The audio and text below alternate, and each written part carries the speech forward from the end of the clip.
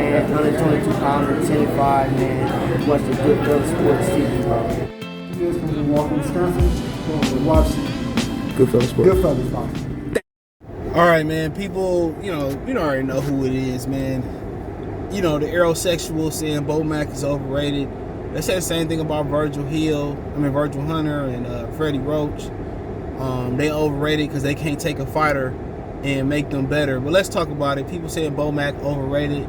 Thumbs up the video, share the video, subscribe to the channel, and the subscribe button, it's the bell icon button. Hit all notifications, increase the chance of notifications. We go live and drop a video.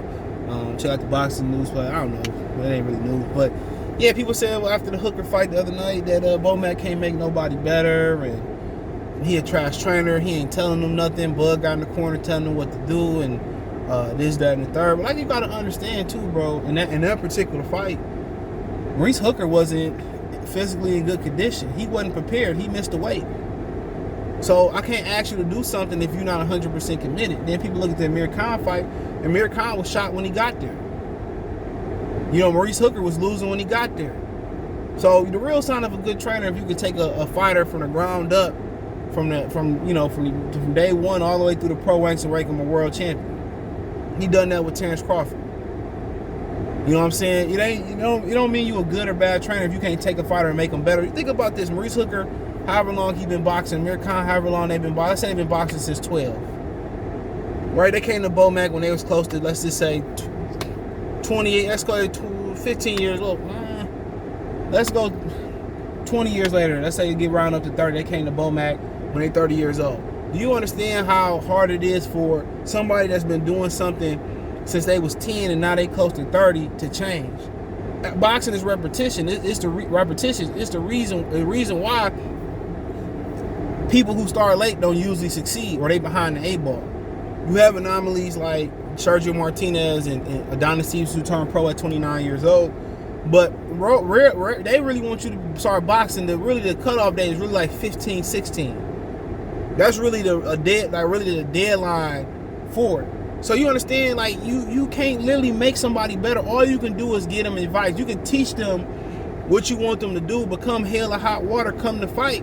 They gonna revert back to doing what they gonna do. So it's very repetitious, especially when these dudes fight once a year. How can we continue to work on something? Sparring is sparring. Gym is the gym. Hitting the pass, hitting the bag, all that shit is different from a fight. So if you fighting once or twice a year, how can we continue to get better? After you fight once or twice or 3 years, they gonna want you to get in the ring with somebody. They want you to be ready. The real sign of rehabilitating the fighter. Do y'all want to know the honest thing about rehabbing a fighter and making them good again? You want to know why? Manny Pacquiao was able to do it with Freddie Roach, or Amir Khan was able to do it with Freddie Roach. You want to know why they was able to do it, and the guys like Berto, guys, like that really wasn't able to kind of matchmaking. Matchmaking is the remedy, like Hennessy, got to the wound, for rehabbing the fighter. It's matchmaking. We know Amir Khan can't take it on the chin. Let's matchmake him against guys who can't punch as long as we can. And when the day comes, we got to cross the bridge and fight somebody that can punch. We hope that his confidence is high enough he can get in there and do well. That's what it is. It's matchmaking. It's matchmaking. You can give guys a little bit. You can say, oh, I want you to do this, do that, and the third. But it's damn near impossible when you fighting once or twice a year. You got to really have a hard-working fighter, bro. Think about it. If they getting their ass whooped, their confidence low. If they getting knocked out, their confidence low. You have to really rehabilitate that fighter mentally. Forget about the physical thing about it. Some people say, well, like Bo Mack a good fighter. Well, what about Derrick James? He took somebody else's fighter in Jermell Charlo, and what'd he do? Nothing. He made him a powerhouse puncher. And he lost for the first time in his career. And he had multiple shaky performances under Derrick James. John Jackson performance was shaky.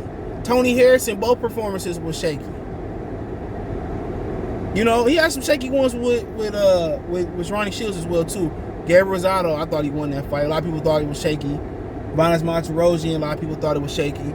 But that might be about it. But Derrick James, John Jackson, Tony Harrison, Brian Castano, it was multiple shaky performances. So, like I said before, he got, Derrick James took his fighter Errol Spence from the amateurs to the pros. Cool. We know how hard it is to take a fighter that ain't really that good, or really been down and out and rehab them. It's damn near impossible. It don't happen that often. It don't happen that often. You just, especially today, you got only fight once or twice a year. How can we really get you back to? The only way you're gonna get better is repetitions in the gym and repetition, most importantly, in the fight. So you can say what you want to say about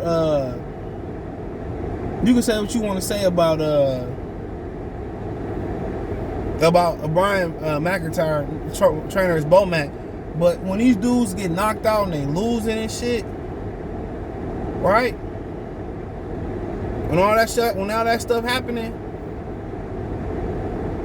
it's hard to rehabilitate them. The best thing you can do is matchmake them against from their weaknesses. And a lot of times, the reason they had those weaknesses is because they matchmade against those weaknesses. I mean, they matchmade away from the weakness. So you have to matchmake your fighter. When you know he got a weakness like Ortiz with moving fighters, you got to get them guys in the gym. He has to spar them and he has to fight them. He has to be fighting them in fights. Sorry.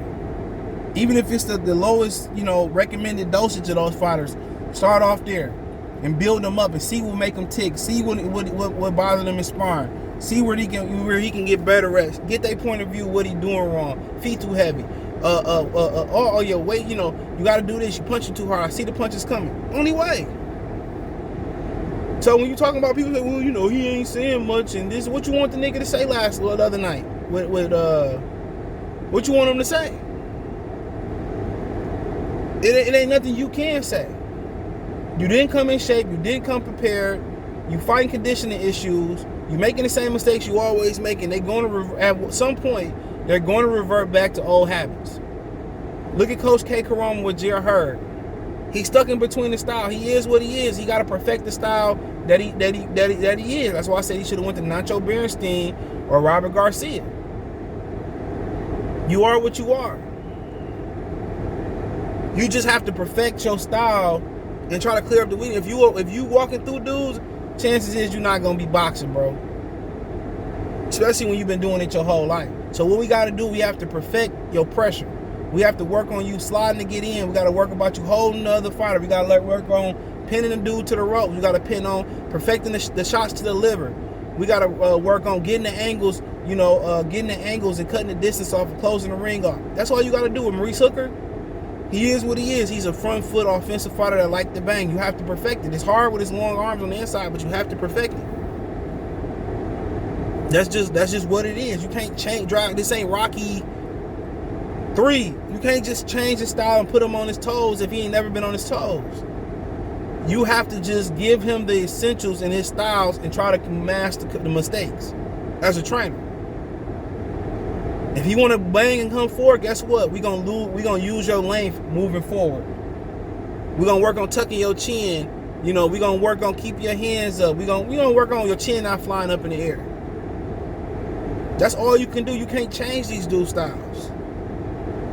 You only can assist what they got going on already. That's it. You only can assist their style. Changing their style never works. People will expect Virgil Hunter and Freddie Roach to do a miracle. The real miracle is the matchmakers.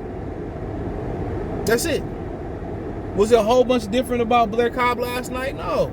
He had an inferior opponent compared to Alexis Rocha. It didn't matter if Freddie Roach was there or not last night. He fought the same. Wasn't nothing too different about him. You got to understand, bro. That's like learning to shoot a basketball one day and then getting taught to shoot it another. It's gonna take a lot of practice, bro. A ton of practice. A ton of practice. Just to get almost average. So it's hard. It's like going being a righty to lefty in a basketball court and just start shooting and laying up and dunking and everything with your left hand. It's damn near impossible. Damn near impossible, bro. So, Y'all got to understand that, bro. Like, it ain't the coach. Yeah, they take on the assignment, but only thing, you can't reconstruct somebody. You only can assist on what they do, you only can try to perfect their style.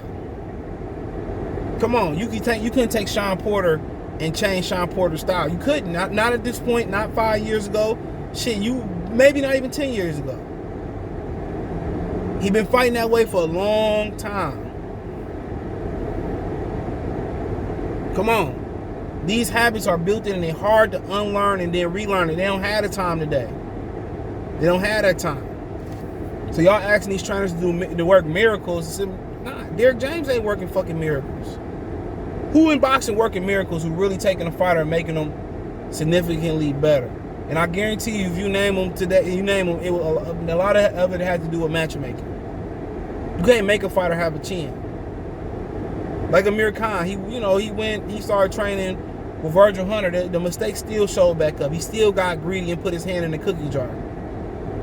All he had to do was throw 1-2 and get out of there. You know what I'm saying? Learn to slide, learn to slip a little bit. It's impossible. For Virgil Hunter said, if I had him as a kid, this dude would be unbeatable. People want these trainers to work miracles, bro, and it just don't work that way. It just don't work that way, y'all, bro. So matchmaking is the true hero when you talking about this topic. Matchmaking is the true hero. It's the true hero, bro. So, when you talking about all that, it's the true hero. So, but yeah, that's what I had to say, man. Nah, Bo Mac not a bad trainer. Come on, what y'all want him to do? Make miracles? Come on. But it is what it is. Check out the no playlist. Thumbs up the video. Share the video. Subscribe to the channel. And subscribe button is the bell icon button. Hit out all notifications. Increase chance of notification. Go live drop video. Financially want to support the channel. Cash App $CJGood313. Venmo CJGood313. PayPal link description. Hit my link tree. Find me on Twitch, Twitter, Instagram. Appreciate y'all. Support me there. Support me on Spotify, Anchor, Apple Podcasts, Radio Public, Amazon Music, Google Podcasts, Cash App, Venmo, PayPal in there as well too. Link tree, first link in the description. Appreciate the love, support. Peace.